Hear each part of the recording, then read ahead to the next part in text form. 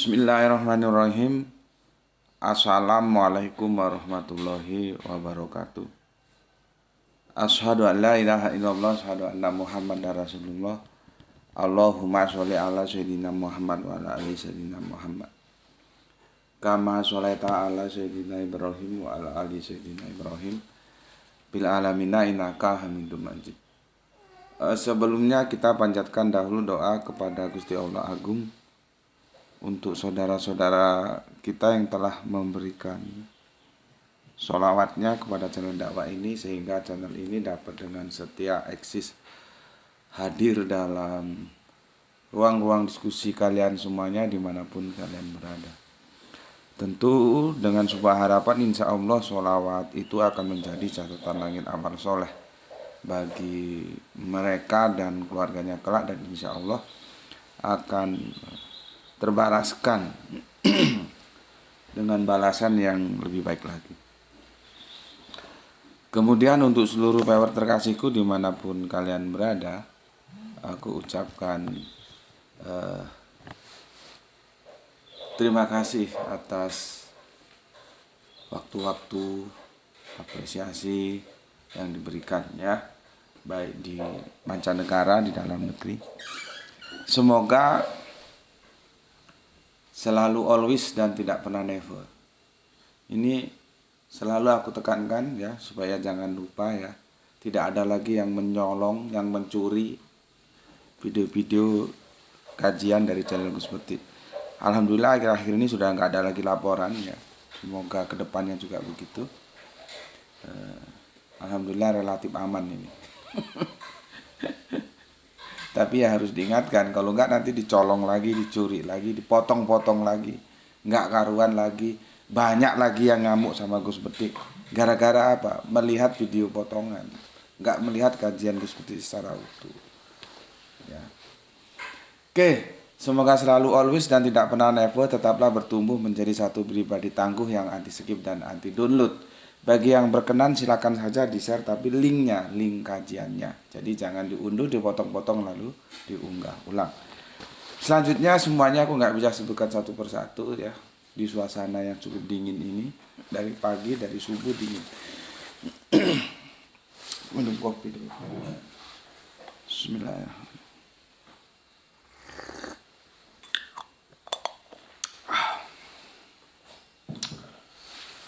Untuk kalian semuanya yang telah mendoakan aku dan keluarga dalam kebaikan, aku juga berdoa semoga kebaikan doa itu juga tercurahkan untuk kalian semuanya.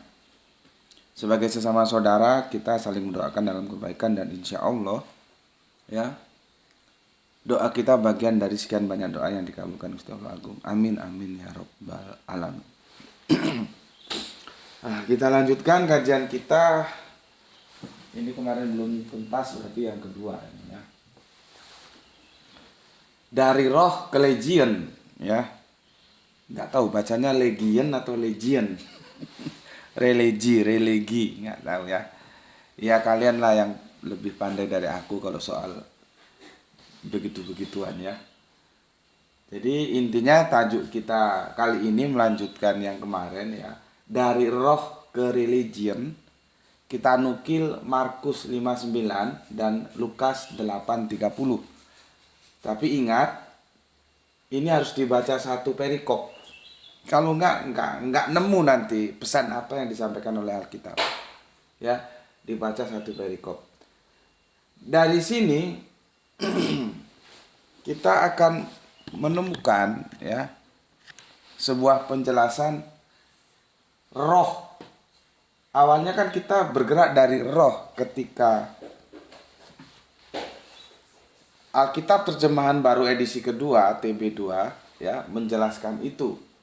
Ya, waktu itu roh Elia berpindah ke roh Elisa ya. Jadi rohnya Elia berpindah ke Elisa gitu loh. Nah, itu di apa namanya? Direvisi, bukan menjadi roh tapi menjadi kuasa dari Elia berpindah ke Elisa, kan begitu ya. Itu yang terjemahan baru edisi 2. Yang terjemahan baru edisi pertama, roh Elia hinggap di Elisa. Para penerjemah Injil, khususnya terjemahan baru ya. Jadi kita batasi terjemahan baru ya, karena penerjemahan Injil itu juga banyak. Sama seperti penerjemahan Al-Quran itu juga banyak. Jadi kita harus kasih constraint supaya nggak kacau nanti. Ya, tidak mau roh itu diterjemahkan roh. Ya roh itu ruah ya, kalau bahasa Ibraninya ruah.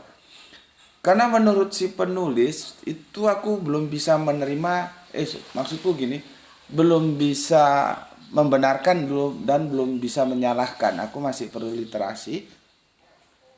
Katanya itu dalam perspektif antropologis bangsa-bangsa lain mungkin iya, roh itu bisa berpindah dari satu manusia ke manusia yang lain. Tetapi dalam perspektif Ibrani itu maksudnya ya bangsa Israel.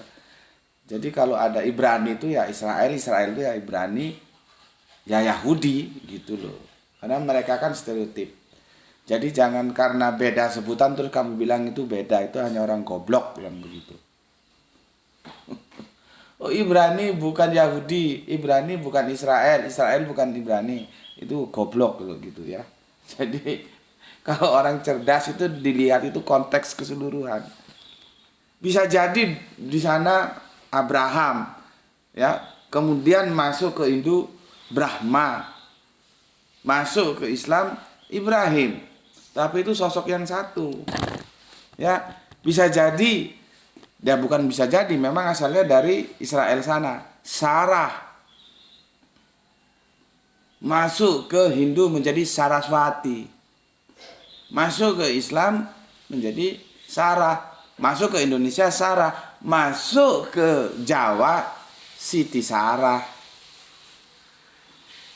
Itu tidak serta-merta kalau sebutannya beda terus beda. Itu yang jadi, aku kadang-kadang pikir, katanya sekolah, katanya pakar Alkitab, kok bisa keliru? Ya bisa lah, namanya manusia, oke lah, aku setuju. Cuman kan untuk hal-hal yang yang itu simple seharusnya enggak keliru. Jadi kalau memisahkan Yesus dan Isa dan Yesus itu kan rubriknya kan nomenklatur ya. Nomenklatur itu tidak serta-merta itu menunjuk pada objek yang pribadi yang berbeda. Gitu loh. Ya. Terlalu gegabah.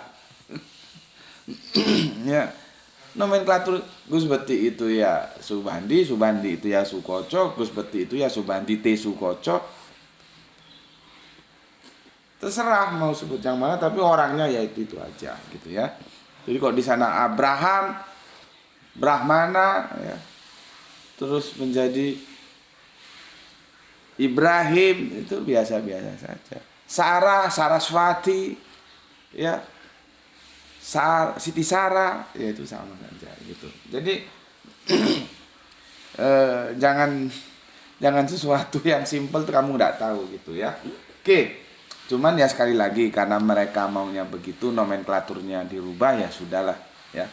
Dan pemerintah sebagai stakeholder yang membuat regulasi sudah memenuhinya gitu. Kita kembali ke sini. Apakah benar dalam perspektif Ibrani itu roh manusia yang satu tidak bisa ke manusia yang lain seperti dikatakan penterjemah Injil terjemahan baru? Itu yang gue belum dapat referensinya. Jadi ya gue terima saja wait and see, tapi ya diiyakan atau dibenarkan nanti dulu. Tapi info itu dari terjemahan baru Bible itu gue simpan dulu lah gitu ya. Karena kalau perpindahan roh bukan dari manusia ke manusia itu banyak. Cuman kan TB sudah mengkonstrain roh manusia gitu loh. Nah, sekarang kita masuk kepada roh jahat. Ya, roh jahat. Pada ayat ini ditujukan kepada sosok yang dinama Legion. Kenapa disebut Legion? Karena kami banyak, berarti ini plural. Bukan single, bukan singular. Ya, masalahnya yang aku tanya tadi, tahukah kalian siapa yang dimaksud Legion ini? Ya, ini menjelaskan harafiah atau metafora. Ini jarang orang tahu. Itu yang hanya kelas-kelas sekolah minggu, jangankan yang sekolah minggu, yang dosennya saja belum tentu tahu apa maksud pesan yang mau disampaikan. Kamu ke sekolah, habis waktu, ya, habis duit, belum tentu kamu dapat penjelasan seperti ini. Belum tentu. Mana dosen-dosen Alkitab itu? Bawa sini. Jangan yang kelas coro-coro hanya, ya, bisanya hanya menghujat saja. Bismillahirrahmanirrahim. Kemarin ada coro masuk, dia bilang Al-Quran itu mengcopy paste Alkitab. Kalau Al-Quran mengcopy paste Alkitab, kenapa ada perbedaan? Itu kan harusnya dia jawab. Alkitab mengatakan siapa yang dikorbankan? Ishak. Al-Quran mengatakan Ismail. Perjanjian lama seperti itu. Perjanjian baru, Yesus disalib atau tidak disalib? Disalib. Al-Quran mengatakan tidak disalib. Lah kok beda? Jadi jangan hanya nyocot aja, goblok gue kafir. Al-Quran itu bukan jiplak, ngerti kan? Kamu tidak paham bagaimana struktur kitabullah. Ya, pelajari. Makanya gue langsung sikat yang begitu-begituan. Nggak tahu masalahnya nyerang Al-Quran. Pahami dulu Al-Quran itu seperti apa. Kamu di sini pamer goblok. Aku nggak senang kalau ada yang menghujat, mendiskreditkan. Belajar, nggak tahu tanya yang baik.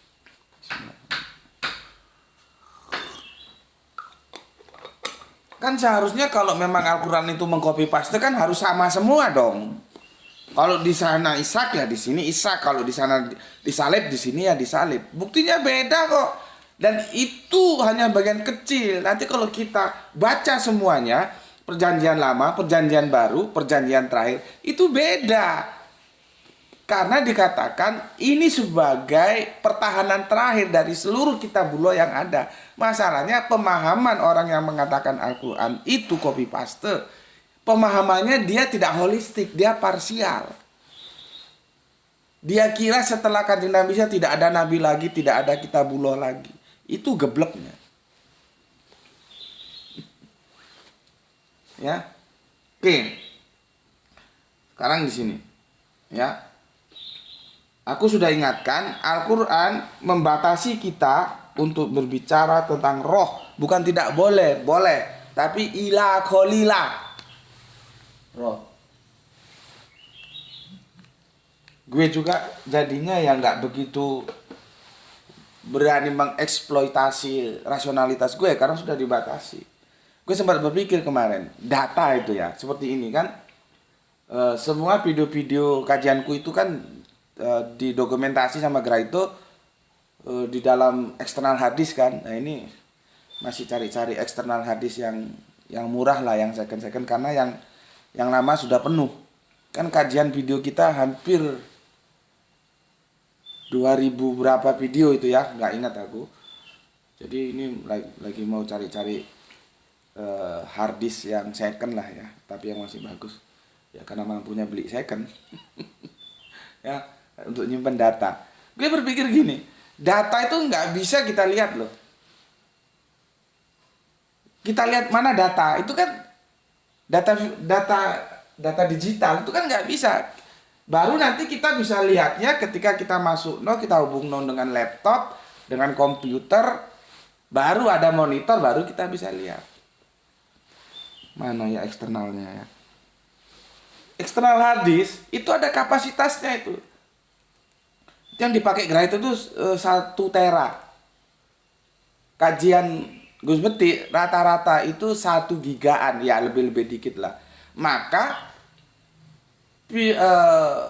hard disk itu tidak mungkin mampu menampung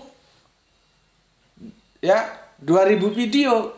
Kalau 2000 video kan 2000 giga sudah. 1 tera itu cuma 1000 giga. Nah, di sana bisa kita monitor, bisa kita lihat gitu loh. Artinya data itu ternyata memerlukan ruang juga dia.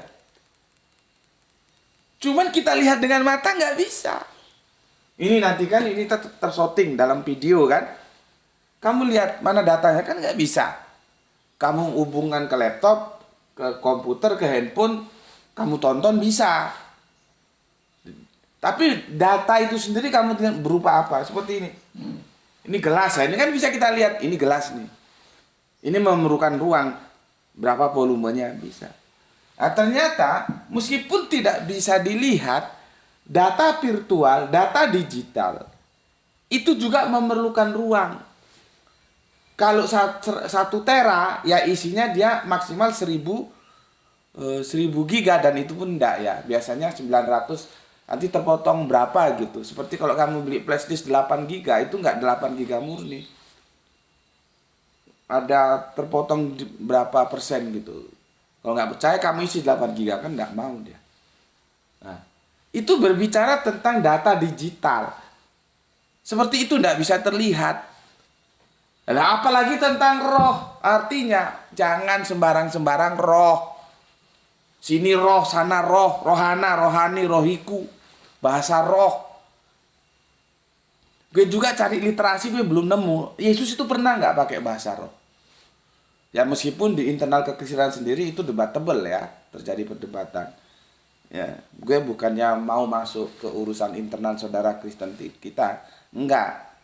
Kalau di sini kan kajiannya akademis. Artinya gue juga bingung bagaimana ada bahasa roh. Sedangkan Yesus tidak pernah mengamalkan itu. Yesus itu kan guru. Jadi kekristenan itu harus berbasic pada apa yang dilakukan guru.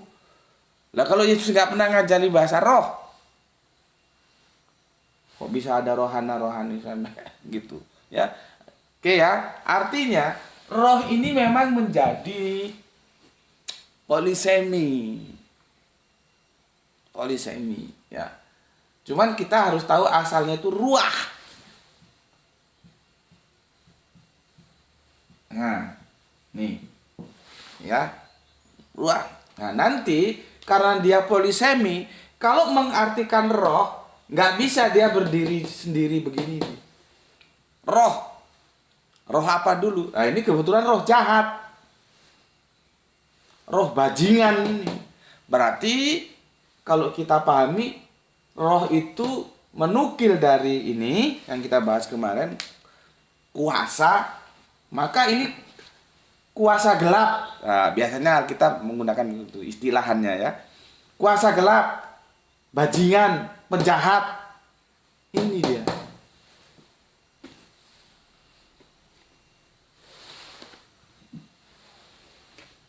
Nanti ada lagi kalau di konsep Tritunggal, Roh Kudus. Nah. Larinya ke Allah. Dalam teologi kekristenan yang Tritunggal. Gue batasin yang Tritunggal ya. Bukan yang lain. Nah. Di Islam nanti Roh Kudus masuk ke Jibril. Itu masalah lagi.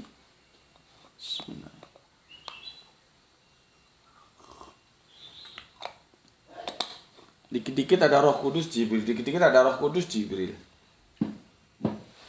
Kristennya juga begitu. Dikit-dikit ada Roh Kudus Allah. Ada Roh Kudus Allah. Ini kamu cari ini, di mana penjelasan bahwa Roh Kudus itu adalah Allah. Sampai mampus kamu cari, nggak ada. Nih, cari sampai mampus, ada nggak di sini?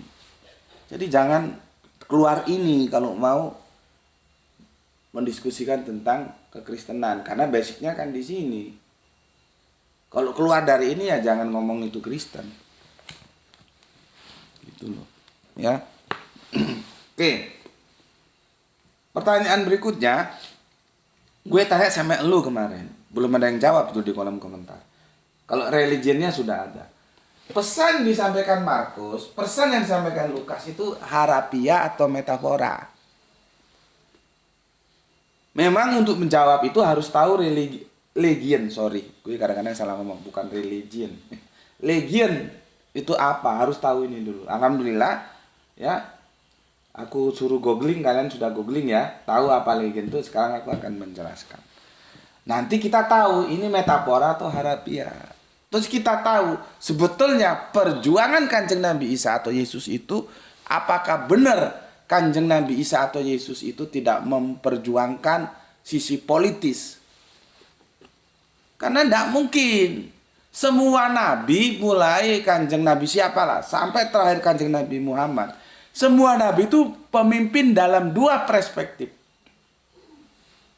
Pemimpin secara teologis, pemimpin secara politis. Gue kan sudah jelaskan goblok gue. Lihat video yang berapa waktu lalu. Dulu itu konsepnya bukan ulama terpisah dengan umaro, enggak. Jadi setiap nabi itu perannya ulama dan umaro. Dan itu masih diteruskan oleh Kanjeng Nabi Muhammad apa yang sudah dilakukan oleh senior-seniornya. Oleh mas-masnya, Kanjeng Nabi Isa, Kanjeng Nabi Musa, Kanjeng Nabi Daud, sampai Kanjeng Nabi Ibrahim. Nabi itu selain dia pemimpin teologis, dia juga pemimpin politis. Kanjeng Nabi Muhammad juga begitu. Dia pemimpin teologis, juga pemimpin politis. Dilanjutkan oleh 4 sahabatnya. Itu merangkap begitu. Pemimpin teologis dan pemimpin politis. Nah, nanti kita ini yang bajingan-bajingan ini sudah mulai berubah. Dipisahlah antara politis dan teologis. Yang politis ngurusin negara aja lu, ngurusin politik aja.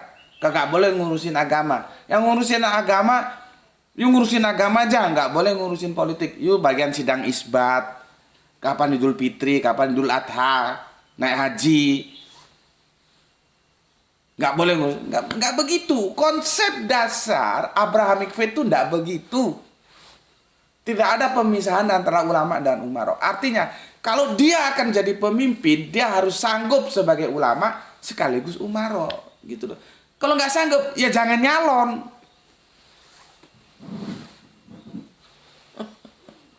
Kok sulit, men? Jadi mawas diri. Nggak ada ceritanya berebut ingin jadi penguasa. Goblok mau jadi penguasa.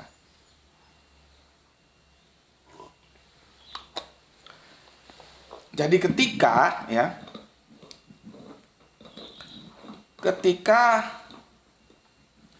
pemerintahan itu di generasinya sahabat Ali, terus terjadi peristiwa peperangan seperti itulah ya. Terus pusat pemerintahan dipindah, tidak lagi di Madinah. Ali terus bergeser ke Irak kan itu. Ketika pusat pemerintahan Islam itu berpindah ke Damaskus sana, di sanalah terjadi sekulerisasi ya antara ulama dan umaro. Cikal bakalnya di sana. Bahkan kalau kalian belajar tentang sejarah Salafi, itu juga kan begitu. Ini yang teman-teman Salafi juga tahu nggak ini cerita ini? Di belakang itu ada kekuatan negara bajingan tukang jajah Inggris.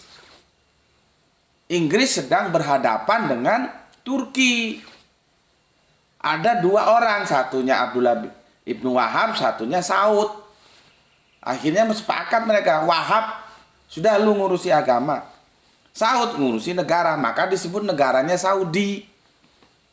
Itu loh. Ini kan teman-teman Salafi seharusnya tahu dong, teman-teman Wahabi gitu. Bagaimanapun ada unsur politisnya. 2 keinginan manusia ini, si Wahab sama si Saud ini, di backup sama kekuatan Inggris. Jadi bolak-balik Inggris ini yang kerok sebetulnya. Begitu juga tahun 1948, gue jelaskan ini karena nanti ini unsurnya politis, ngerti nggak? Biar nggak goblok gue. 1948, Israel itu sebetulnya kan mau dikasih negara di Amerika Latin sana, suruh milih Amerika Latin apa Palestina, akhirnya milih Palestina. Itu kekuatan Inggris dominan tahun 1948. Berdirilah negara Israel modern seperti sekarang ini. Dan kalian jangan membabi buta. Kalau sudah ngomong Israel dikirain semua Israel begitu. Enggak. Yang bajingan-bajingan jahat itu yang Zionis itu. Jangankan ke kita. Rabi-rabinya aja mereka sikat kok kalau nggak setuju dengan pandangan politis mereka.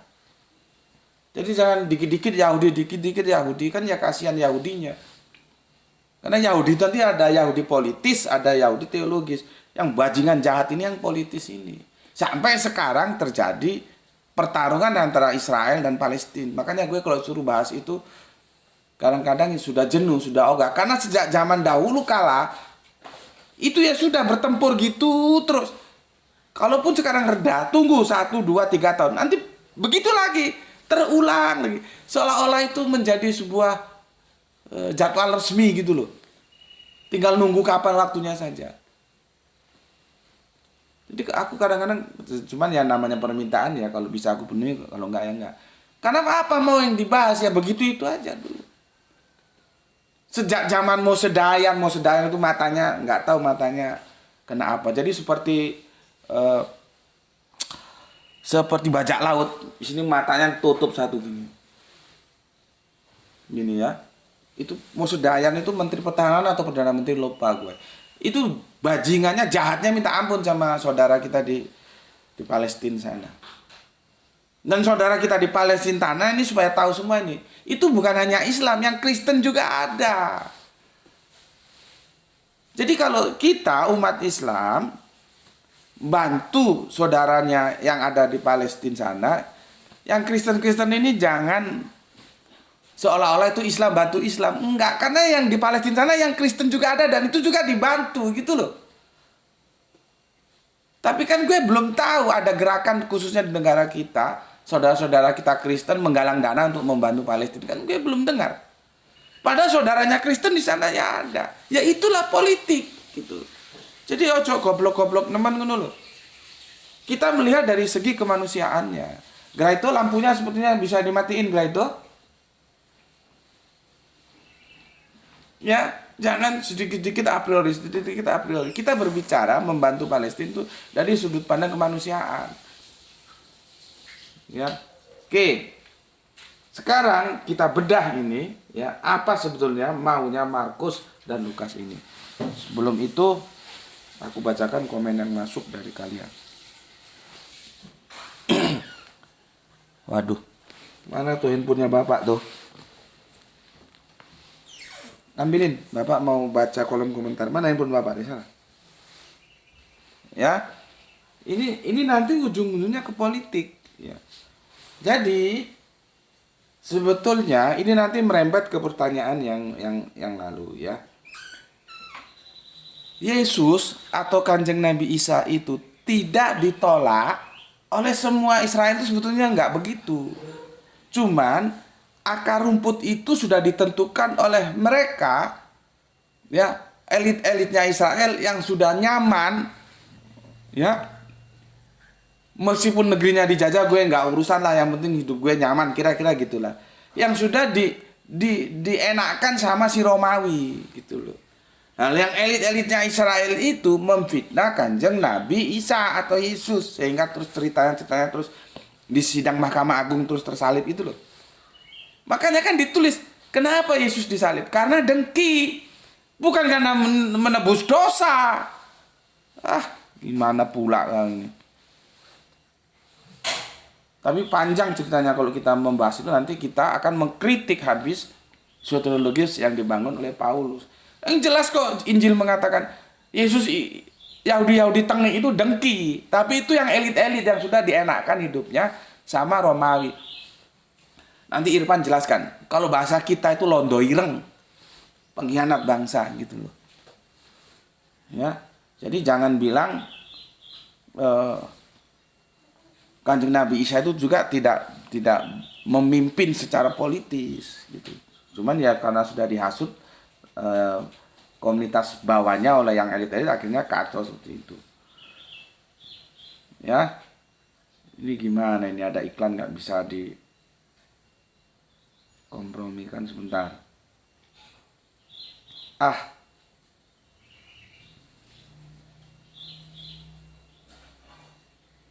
ya, sebentar ya.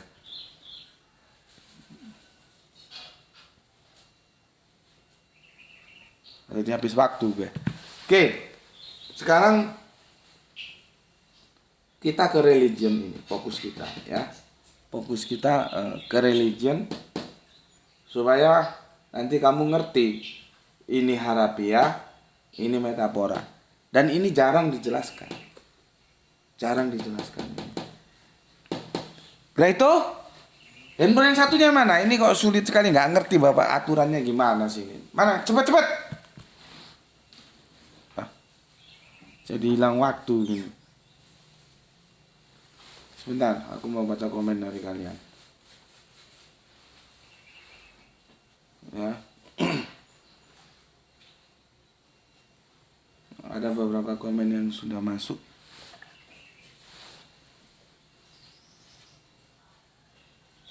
Oke.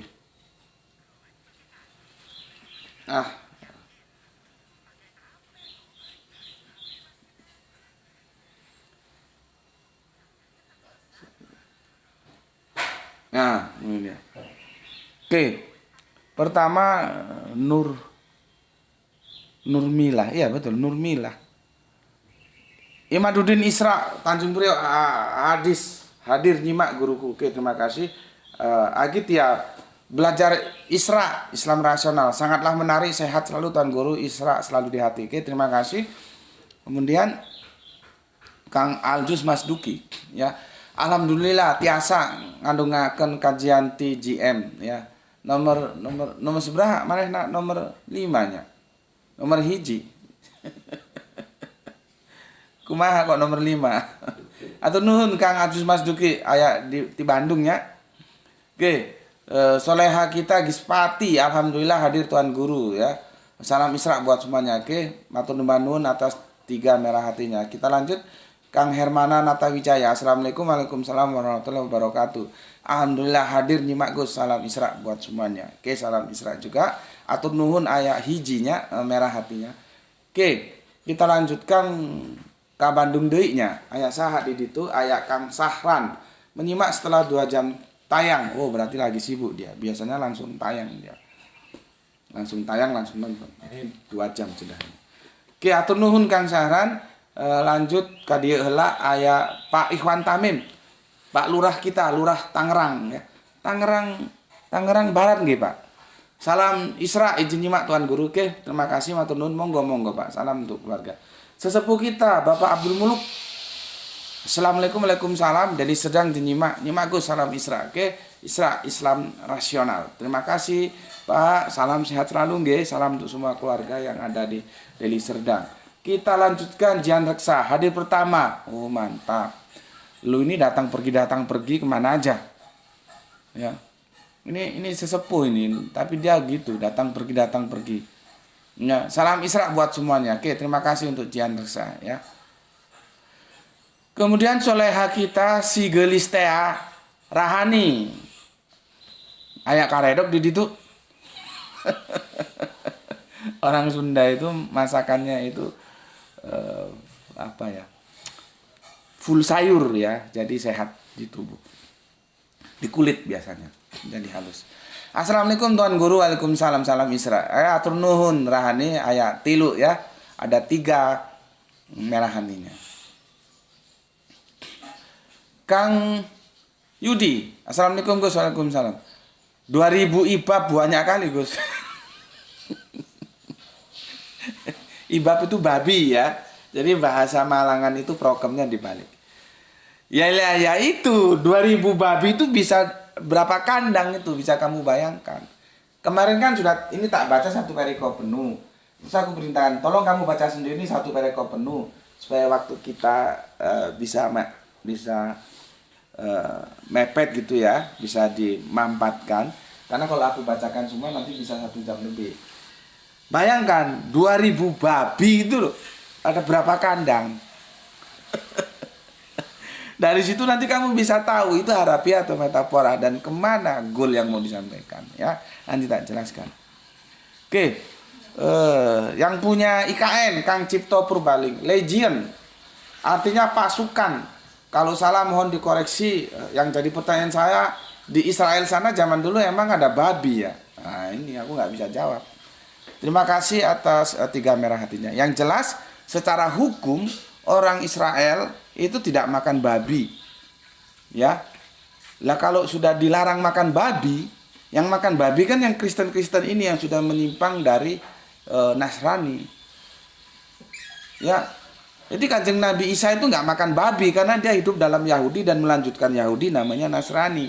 Cuman ketika sudah menjadi kekristenan, dibawa keluar teritorial Israel, babi pun dimakan. Gitu. Gue pernah lihat perdebatan antara Yahudi sama Kristen waktu Kristen apa lupa gue. Dia bilang makan babi, dihajar habis sama yang Yahudi. Itu jorok itu kamu makan, nggak boleh. Apa nggak koser atau apa istilahnya itu. Kamu makan. Akhirnya si Kristen ngakui bahwa itu budaya. Nah, akui sebagai budaya. Artinya kalau budayamu makan babi, ya kamu makan babi saja. Jangan bilang Kanjeng Nabi Isa itu memberikan ajaran boleh makan babi. Tidak boleh. Jadi Kanjeng Nabi Isa itu kan agama ini kan melanjutkan dari Yahudi. Hukumnya tentang babi itu tidak berubah. Sampai ke Islam pun hukum itu tidak berubah. Jadi di Yahudi haram, di Nasrani haram, di Kristen menjadi halal dalam tanda kutip karena nggak semua Kristen. Di Islam tetap haram. Gitu loh ya. Maka kalau dari situ apa jawaban kita atas pertanyaan dari Cipto ini ya? Pertanyaan saya di Israel sana zaman dulu emang ada babi ya? Gitu. Lah kalau nggak ada babi, kenapa sudah ada larangannya makan babi? Berarti babinya ya ada, gitu loh. Ya, babinya ada di kitab Imamat tuh kamu baca, dilarang makan babi itu jorok itu. Ya, oke. Jadi gitu ya Kang Cipto Purbaling ya. Jawabanku seperti itu tentang babi. Jadi yang jadi bikin kita bingung memang ya pertanyaan siapa tadi? Yudi. Karena tertulis 2000 babi itu berapa kandang? Ya. Oke. Penyambung lidah rakyat. Penyambung lidah Kiai Sadrak. Ini saudara kafir Kristen kita ini ya. Walaupun ada kiainya ya, dia nggak pede aja ya. Pakai nama kiai. Kafir ya kafir, Islam ya Islam gitu loh. Ngapain harus nyamar-nyamar? Ya, berarti kan nggak pede dia. Nah kalau kamu Kristen ya tunjukkan kekristenanmu. Kalau kamu Islam tunjukkan keislamanmu. Nah, kita saling hormat, saling sayang, saling asih, saling asuh. Urusan keimanan ya sudah urusan masing-masing.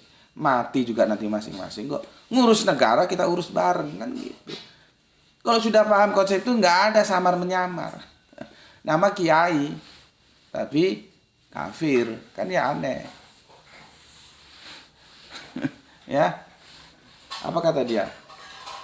Kalau sudah membicarakan roh berarti itu menyangkut akar abadinya. Akar sopo, cari sopo. Karena ajaran Yesus mengutamakan akarnya dulu yang terkait dengan kekekalan. Jadi legion dan lain-lain pasti sudah ada praeksistensi. Nah ini kan goblok.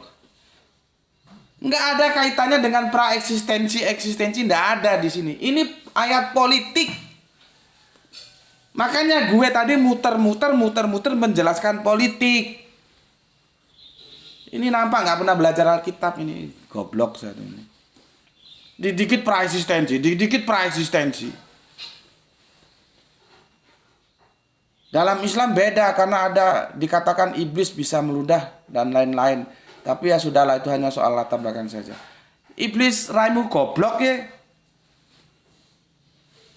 Di mana dalam Islam mengatakan beda karena ada iblis terus bisa meludah dan lain-lain? Kan dongeng. Jadi kadang-kadang orang menyimpulkan tentang sesuatu yang dia tidak tahu. Di sini dia menyimpulkan Islam terkait dengan iblis. Bisa meludah. Ngapain menjelasin hal-hal seperti itu? Tidak ada itu. Ya, makanya kalau kamu menerima informasi Kritisi informasi itu bener nggak? Nah, kalau seperti ini dia bilang dalam Islam beda karena ada dikatakan iblis bisa meludah. Itu goblok itu. Iblis itu apa? Iblis itu apa? Ngerti nggak kamu? Terus setan itu apa? Terus nanti jin itu apa? Ini jangankan yang kafir-kafir, yang Islam saja nggak ngerti itu. Itu sudah aku jelaskan 3 tahun yang lalu. Oke. Aku lanjut.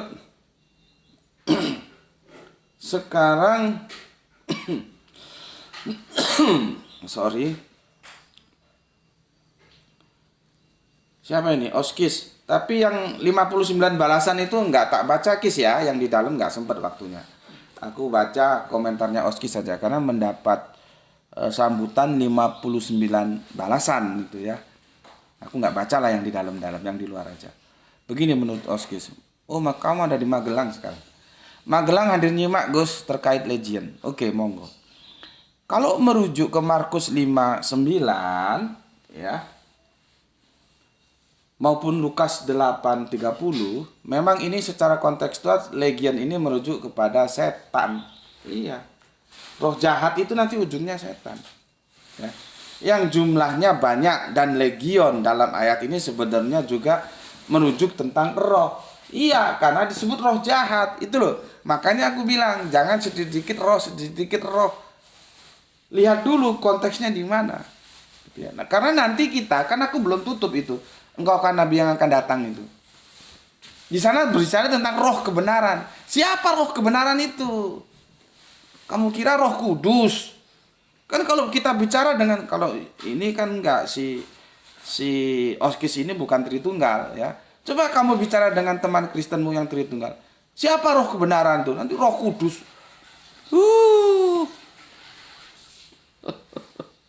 Ya. Oke. Jumlahnya dan legion dalam ini sebenarnya juga merujuk tentang roh. Dalam artian sesuatu yang tidak kasat mata. Karena setan pada dasarnya juga termasuk makhluk yang tidak kasat mata. Setan itu duduk makhluk. Dalam pandangan Islam gue bicara ya. Kalau pandangan Kristen terserah, itu urusan Kristen. Ya, gue sih ya gue hormati aja apa. Dalam pandangan Islam hanya ada 3 personal. Personality itu loh 3. Manusia, jin, dan malaikat. Ini aja, nggak ada di luar ini. Sekarang bagaimana kita memposisikan setan, bagaimana kita memposisikan iblis, itu sudah gue jelaskan 2-3 tahun lalu. Silakan cari videonya tentang episode Adam. Di Al-Quran itu rinci. Pertama disebut iblis, berikutnya disebut setan. Jangan lupa iblis dan setan itu bukan makhluk, ya. Bukan, dia bukan personal ya. Oke, lumayan penjelasan dari Oskis. Terima kasih Oskis ya. Yang menarik ini dan lengkap ini penjelasan dari Irfan ya. Begini Irfan bilang. Legion Latin ya. Gue kemarin jelaskan sama lu ya. Coba cari. Biasanya itu kalau Latinnya legion. Coba lihat Yunaninya apa. Kadang-kadang mirip-mirip juga itu ya. Kita di sini konteksnya ke Latin dulu ya, seperti yang disampaikan Irfan. Legion ya, Latin adalah salah satu unit ya. Lihat ini penjelasannya dari si Irfan ini. Wah, goblok hilang. Dikit-dikit praeksistensi. Sudah dijejeli praeksistensi itu apa? Pikiran itu yang cerdas, yang luas gitu loh cara pandangnya. Banyak baca buku. Ya. Lihat ini menarik ini penjelasan Irfan ya. Legion dalam kurung legio Latin adalah salah satu unit dalam pasukan Romawi pejalan kaki. Kenapa pejalan kaki? Karena dulu belum ada angkatan udara. Kalau kita tarik ke militer sekarang, ini namanya kavaleri. Lu harus ngerti yang begini-begini supaya nggak goblok lu. Pasukan kavaleri. Ya, pasukan itu kan banyak, ada kavaleri, ada infanteri. Tugasnya masing-masing itu. Ya. Belum ada angkatan udara seperti sekarang, pesawatnya aja pabriknya belum ada kok, ya. Jadi ini kavaleri. Sorry. Kavaleri itu pasukan berkuda, ingat tuh ya. Jadi kalau sekarang ya tank-tank itu. Ini infanteri ini. Yang membuka jalan dulu. Jadi kalau kita mau perang, ini strategi militer, itu yang masuk dulu itu infanteri dulu. Dia membuka jalan dulu, jalan terbuka, baru pasukan di belakangnya masuk. Strategi militernya begitu. Makanya Amerika babak belur di Vietnam. Karena infanterinya saja sudah dibikin habis oleh Vietcong. Perangnya perang, perang di hutan itu. Gerilya. Orang masuk hutan sudah nggak nampak orangnya, tiba-tiba cerep. Karena hutannya lebat dan itu diinspirasi dari perjuangannya. Jadi siapa itu komandannya Vietcong, lupa gue. Itu terinspirasi dari perjuangan bapak besar kita, semoga Allah merahmati tidur panjangnya, Panglima Besar Jenderal Sudirman. Dipakai di Vietcong sana, Amerika babak belur. Masuk terowongan, masuk jalan tikus. Maka karena Amerika babak belur, akhirnya Amerika bikin bahan kimia untuk merontokkan daun-daun hutan itu. Kan bajingan itu, kan membunuh semua ekosistem yang ada di hutan. Supaya daunnya rontok tinggal bidik dari atas, dor, gitu loh maksudnya. Yang sayangnya, bahan kimia itu akhirnya diadopsi karena sudah nggak perang, dijadikan untuk membasmi rumput oleh petani. Rusak mana? Namanya apa? Robson atau apa begitu kalau di dunia pertanian. Itu racun itu.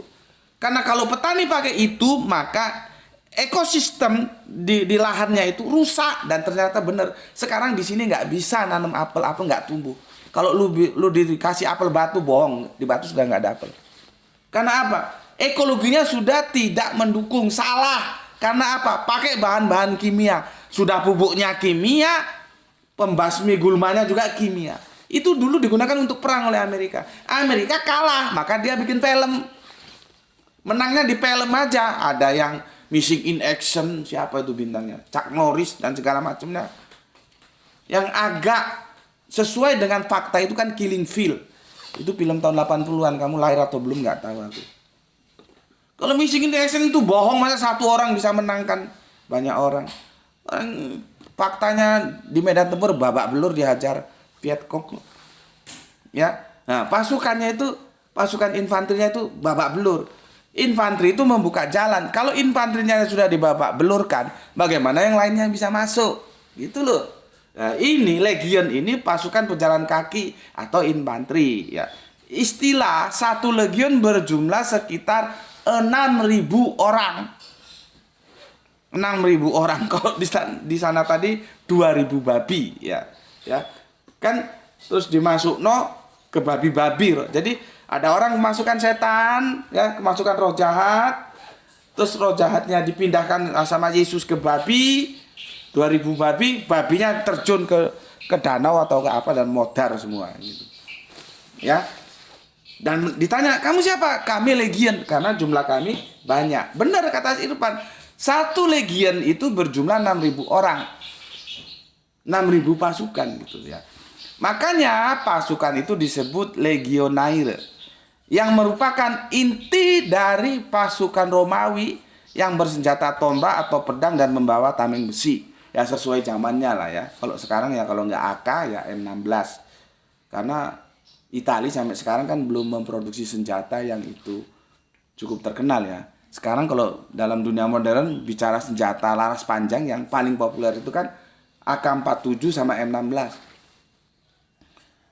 Jadi M16 itu buatan Amerika itu ya dibikin untuk menghadapi AK-47-nya Uni Soviet waktu perang dingin dulu, begitu itu. Yang akhirnya Kalashnikov juga nyesel, dia ngapain kok bikin AK-47. Dan itu sebetulnya dia kan veteran perang karena sudah cacat kakinya kena apa gitu nggak bisa perang. Dia ikut lomba bikin senjata dan itu pertama kali kalah dia. Terus dia pinjem apa namanya, workshop di gudangnya kereta api, dia rancang lagi senjata itu, ikut lomba lagi dan menang. Dan akhirnya dia sekarang menyesal karena yang paling banyak membunuh orang itu AK-47. Karena apa? Ternyata AK-47 lebih simpel dibanding M16. Makanya AK-47 itu beredar di dunia-dunia Arab sana. Dia simpel penggunaannya. Simple, nggak seperti M16. Dan M16 itu, ini kan kita berbicara industri. Perang itu nanti ujung-ujungnya industri. Jual senjata. M16 itu secara pasaran tidak bisa mengalahkan AK-47 gitu loh ya. Oke, kalau dulu ya belum ada M16, belum ada AK-47, maka alatnya persenjataan tombak atau pedang, tameng besi dah seperti itulah ya. Oke, sekarang gue mau jelaskan. Jadi apa maksudnya di sini? Maksudnya Markus 59 dan Lukas 8:30 apa? Bismillah.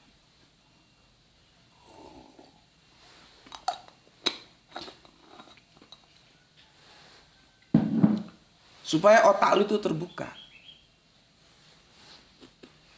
Ini adalah metafora, bukan harafiah. Gitu loh. Ini nggak harafiah ini metafora. Metafora apa? Bahwa Yesus, Kanjeng Nabi Isa, melakukan kritik terhadap bajingan Rom yang saat itu sedang menjajah negerinya. Itulah yang gue bilang ya. Salah kalau kita bilang bahwa Kanjeng Nabi Isa itu hanya memimpin secara teologis. Kan kita sudah bahas kemarin. Kenapa kok orang-orang Israel itu menolak Kanjeng Nabi Isa yang notabene bangsa Israel? Karena sudah dihasut sama elit-elit politiknya yang sudah dienakkan sama Romawi. Grassroots dihasut seolah-olah Kanjeng Nabi Isa itu hanya pemimpin teologis, bukan pemimpin politis. Itu hasil hasutan, hasil dengkinya mereka. Karena mereka, nanti Irfan tolong jelaskan, sudah menjadi londo ireng. Istilah kita kan ada londo ireng. Londo itu Belanda, ireng itu hitam, Belanda hitam. Orang pribumi yang sudah dienakkan oleh penjajah. Mereka ingin penjajahan itu terus saja berlangsung di negerinya sendiri. Orang gue sudah enak, masalah bangsa gue diinjak, ditendang, dipukul itu bukan urusan gue. Ini kan mental-mental bajingan.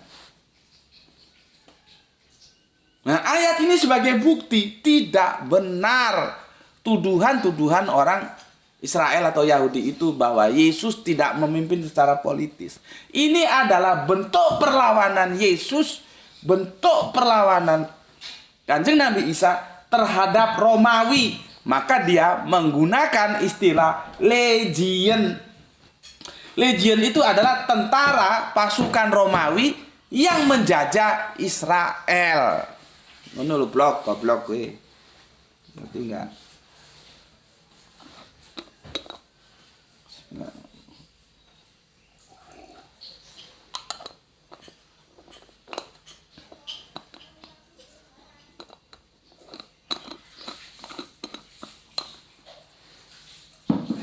Coba lu ngaji kemana-mana ke sana, Anda menjelaskan ini seperti gue jelaskan. Seperti kemarin gue jelaskan Al-Quran tentang ayat apa itu, ya, tentang akhirnya Cipto Purbali ngakui sebetulnya sih semua kalian terperosok, cuman kan yang berani berani secara sportif mengakui dia sudah terperosok selama ini kan cuma Cipto Purbali. Kalian semua terperosok. Setiap roh langsung Jibril. Roh Jibril. Nanti dulu. Waktu kita bahas berapa malaikat yang menemui Bunda Maryam yang disalahpahami oleh si kafir itu. Dan sampai sekarang cangkemnya menengahi itu. Harusnya kan diakui. Oh ya gue salah gitu loh. Masa lalu tidak imani Al-Quran tidak ada masalah. Nggak ada paksaan kok. Tapi kebenaran Al-Quran itu harus diakui dong secara akademis. Kan begitu. Cuman kan nggak, tanya ini sudah dijawab, tanya lain, nanti tanya lain. Bisanya cuma tanya-tanya doang. Karena tujuannya juga memang tidak untuk belajar.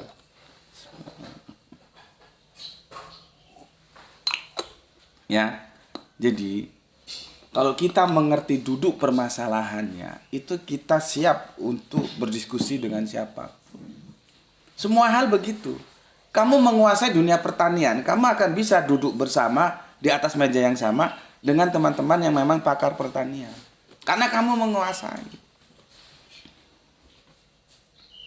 Kamu menguasai katakanlah teknologi tentang mesin otomotif atau apa. Kenapa itu sepeda motor 2 tak akhirnya beralih ke 4 tak. Jadi dulu tahun 70-an sampai tahun 80 berapa ya? Ya sampai 90-an lah ya. Itu terbagi 2 besar sepeda motor itu. Ada yang 4 tak, ada yang 2 tak. Ya. Ini goblok-goblok ini belum tentu tahu nih, apalagi anak-anak milenial ini. Dulu begitu, ada yang 2 tak, ada 4 tak. Kemudian sejak awal 90-an semua beralih ke 4 tak. Gitu loh. Kamu bisa berbicara itu kalau kamu menguasai dunia otomotif, khususnya MPU, motor penggerak utama. Karena itu nanti berbicara tentang langkah. 2 langkah, 4 langkah. Begitu juga ini. Kalau kamu tidak mengerti, ya, kamu akan terperosok. Ya, akan terperosok. Ini adalah pesan-pesan politis yang disampaikan oleh Yesus. Cuman dia nggak berani belak-belakan. Kalau belak-belakan ya modar. Karena Yesus tidak didukung sepenuhnya sebagaimana Musa. Musa didukung sepenuhnya oleh bangsa Israel untuk menghadapi Firaun. Meskipun nanti setelah keluar dari Mesir, itu kan ada bajingan-bajingan Israel yang masih mengeluh saja. Padahal sama kanjeng Nabi Musa sudah dipimpin untuk keluar dari perbudakan. Ya namanya orang nggak pernah puas. Sampai-sampai kanjeng Nabi Musa kan bilang, kenapa harus aku yang bertanggung jawab? Aku tidak melahirkan mereka gitu. Itu karena mokongnya, bebannya orang-orang Israel. Kanjeng Nabi Musa didukung penuh, makanya dia berhasil membawa keluar Bani Israel dari perbudakan yang dilakukan oleh Firaun. Kanjeng Nabi Isa beda, karena sudah digasak sama elit-elit Yahudi yang sudah dienakkan oleh Romawi. Maka gaya perlawanan kritik. Ini kritik terhadap penjajah Romawi. Legion itu adalah pasukan Romawi. Itu loh. Diumpamakan babi. Ya itu sekali lagi bukti bahwa babi itu jorok. Jangan dimakan. Kali ini gak ada orang masukkan setan, semua orang takut, kan gitu kan? Datanglah Yesus. Ya, bayangkan dirantai, putus, diapa-apain, semua terputus, semua orang takut. Kerasukan roh jahat ini, rohku ini kuasa. Jadi kekuasaan Romawi itu dikritik oleh Yesus. Dia bilang itu kuasa jahat, bajingan. Namanya penjajah mesti bajingan, gitu loh.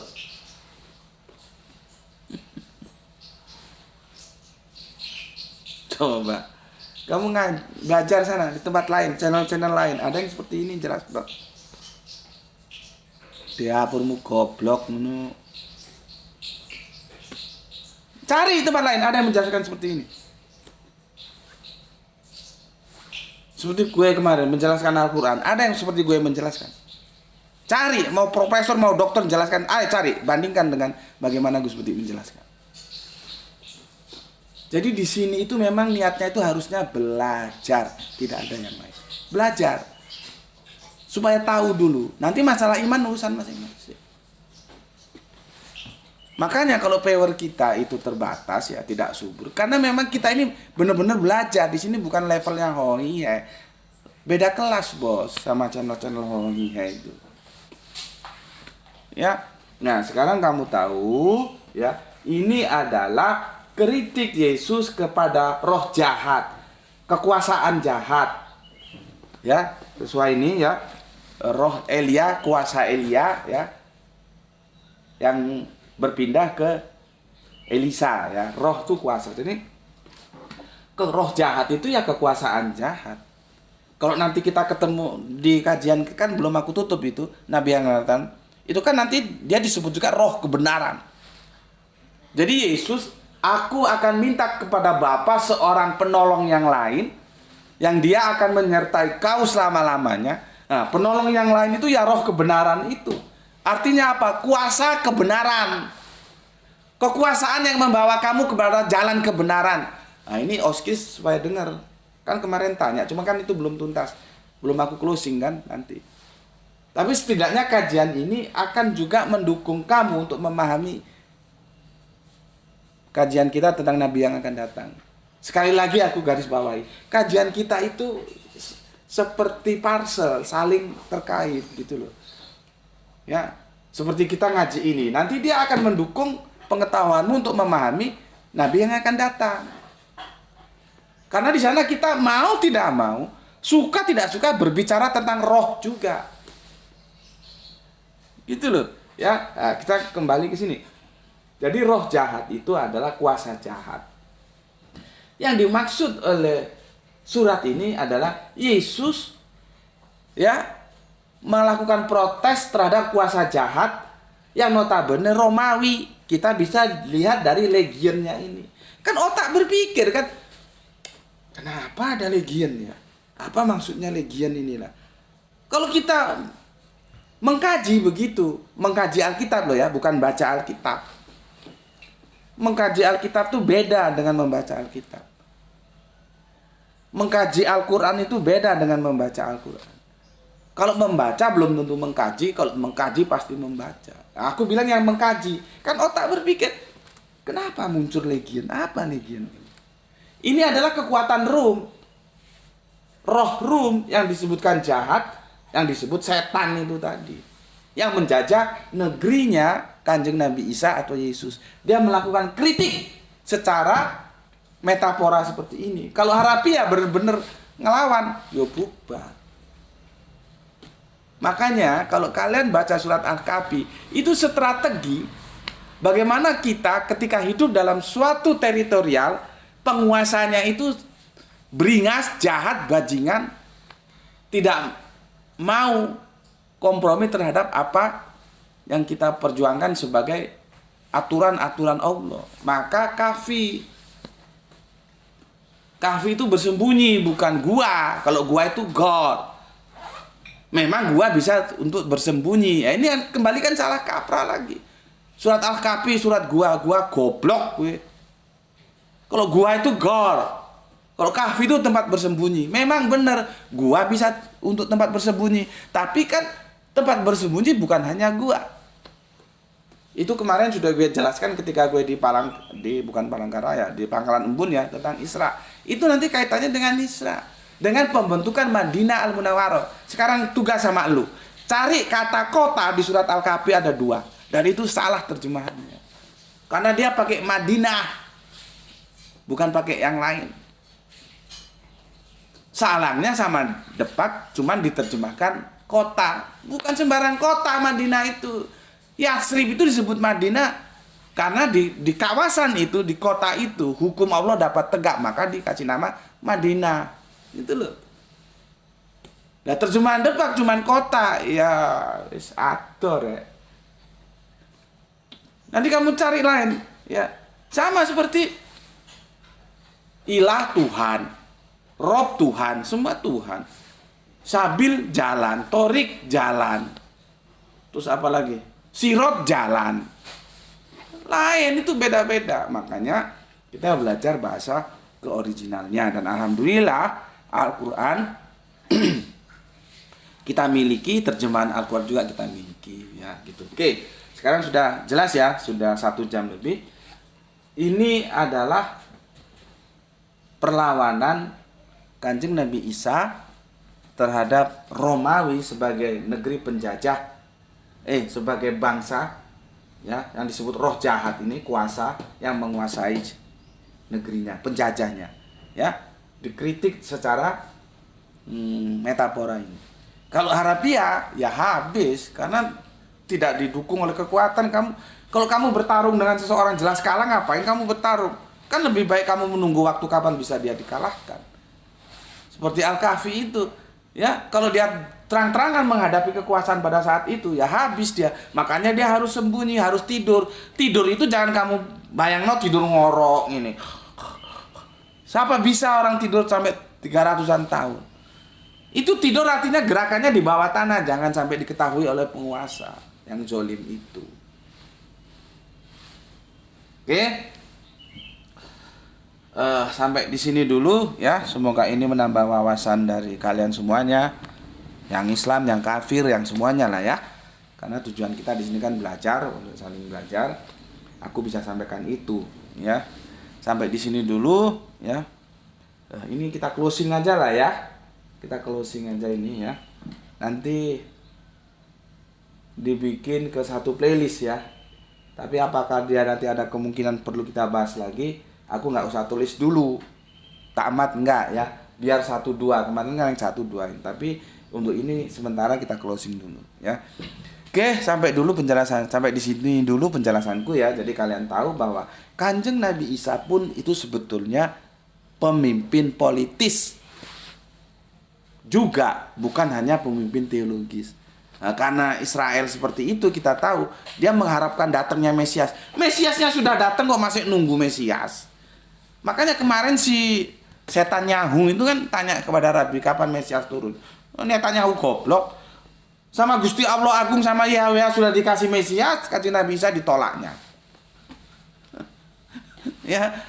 Jadi semua nabi itu pemimpin teologis dan pemimpin politis tanpa terkecuali Kanjeng Nabi Isa. Ya. Oke, sampai di sini dulu pesan aku. Jaga Allah, jaga Kanjeng Nabi, jaga Al-Qur'an, jaga sholatmu, jaga imanmu dalam bingkai keindahan imanmu, keindahan Islammu, tetapi tetap memberi hormat kepada saudara kita yang memilih jalan lain karena mereka tetap saudara kita. Ya, semoga yang belajar dan yang mengajar mendapatkan keberuntungan, yaitu rezeki yang barokah dan kesehatan yang prima. Terima kasih semuanya, baik yang Islam yang kafir yang telah mengalokasikan waktunya untuk ngaji bareng di channel ini bersama Gus Beti. Ya, terima kasih. Salam Isra, Islam rasional. Alhamdulillahirabbil alamin.